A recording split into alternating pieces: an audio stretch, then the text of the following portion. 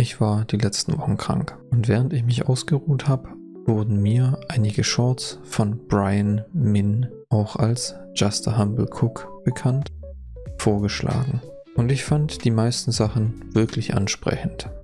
Am meisten angemacht hat mich sein Bolognese-Rezept. Da ich mich jetzt wieder besser fühle, habe ich das Bolognese-Rezept nachgekocht. Wir fangen damit an, in einem Topf etwas Öl zu erhitzen. Sobald das Öl heiß ist, braten wir das Hackfleisch darin an. Ich verwende nur Rinderhack, ihr könnt auch gerne gemischtes Hack verwenden. Achtet darauf, dass ihr das Fleisch vorher auf Raumtemperatur kommen lasst. Während das Öl heiß wird, kümmern wir uns um das Gemüse. Hier wird ein Mix aus Staudensellerie, Karotten und Zwiebeln verwendet. Das wird auch als Mirepoix bezeichnet. Typischerweise besteht Mirepoix aus Zwiebeln, Karotten, Sellerie. Oft in einem Verhältnis von 2:1:1. Ich habe mich aber eher für eine gleichmäßige Verteilung entschieden. Wir waschen die Selleriestangen ab und trimmen dann die Enden. Danach halbieren wir die Stangen in der Länge und schneiden die Hälften dann in dünne Stifte. Die Stifte schneiden wir dann in feine Würfel. Die Würfel geben wir in eine Schüssel. Inzwischen sollte das Öl auf Temperatur sein, also können wir das Hackfleisch anbraten. Das Hackfleisch darf gut braun werden, noch Salz und Pfeffer dazu. Als nächstes schneiden wir die Karotten. Hier wollte ich die Methode aus dem Kimchi-Video verwenden, bei dem wir die Karotten in Scheiben schneiden und die dann in Stifte. Aber ich habe einen Fehler bei der Technik gemacht. Also habe ich mich fürs Würfeln entschieden. Dafür halbieren wir die Karotte in der Länge und schneiden die Hälften anschließend eckig. Dann können wir die viereckige Karotte in Stifte schneiden und die dann in Würfel schneiden. Wir verwenden auch die runden Stücke, die wir abgeschnitten haben.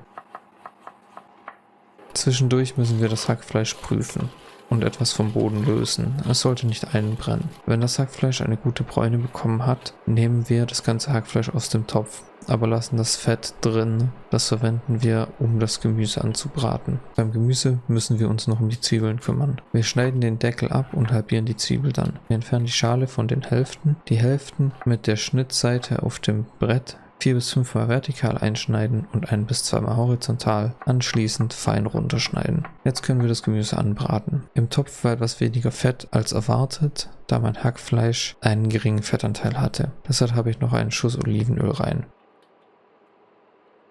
Wir geben das Gemüse in den Topf und braten alles an.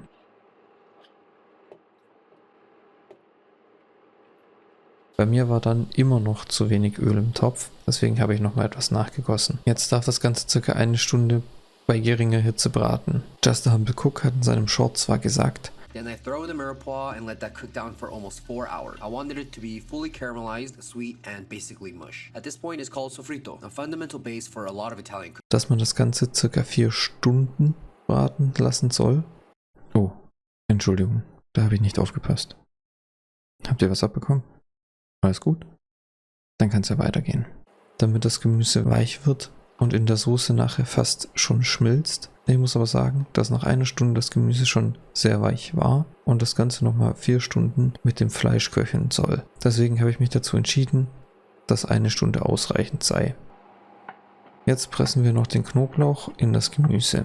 Meine Knoblauchpresse ist leider schon etwas in die Jahre gekommen und presst den Knoblauch nicht mehr ganz so effizient.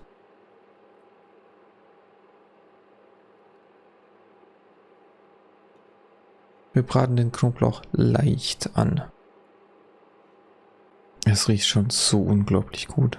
Vor allem jetzt mit dem Knoblauch. Ich wünschte, ihr könntet das riechen.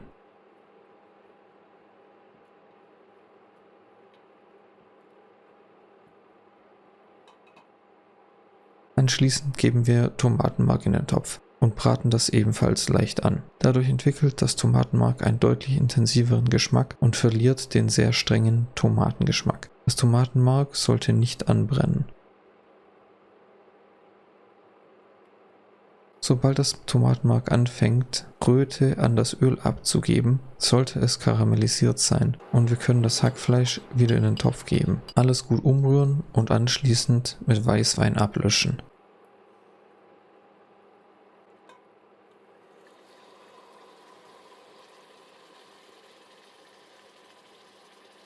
Der Weißwein sollte bis zur Hälfte reduzieren, um den Alkohol rauszukochen. Wenn der Wein reduziert ist, Rinderbrühe dazu und passierte Tomaten.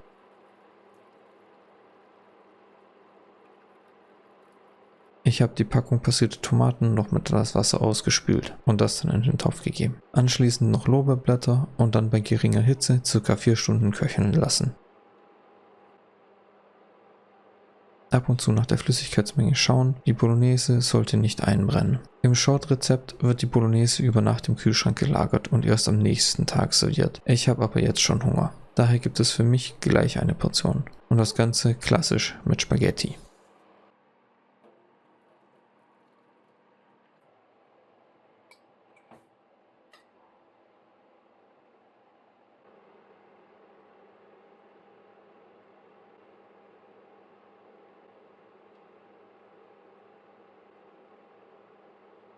Probieren und bewerten.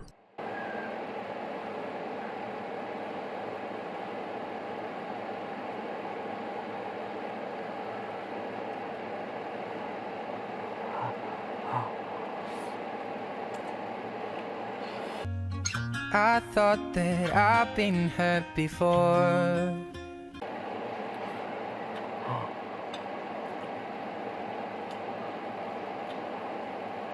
Der Geschmack ist umwerfend. Das ist mit Abstand die beste Bolognese, die ich bisher hatte. Das Hackfleisch ist sehr zart, das Gemüse nur unterschwellig und die Tomatensauce schmeckt viel angenehmer als sonst. Bewertung 9,4 von 10. Ich würde es jederzeit wieder kochen und vor allem wieder essen. Im Short wird am nächsten Tag das Fett im Topf entfernt.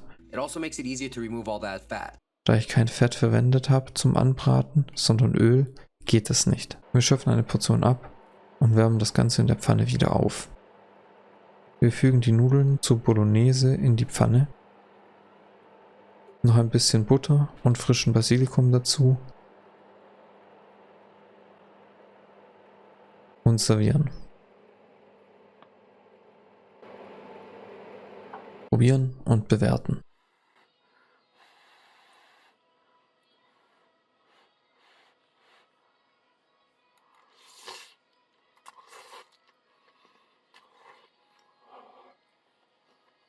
Der Geschmack ist wirklich gut. Das Übernachtruhen hat den Geschmack nochmal vertieft und intensiviert. Bewertung 9,6 von 10. Ich hatte in den letzten Wochen eine wirklich unangenehme Campylobacter-Infektion und konnte an manchen Tagen nichts essen.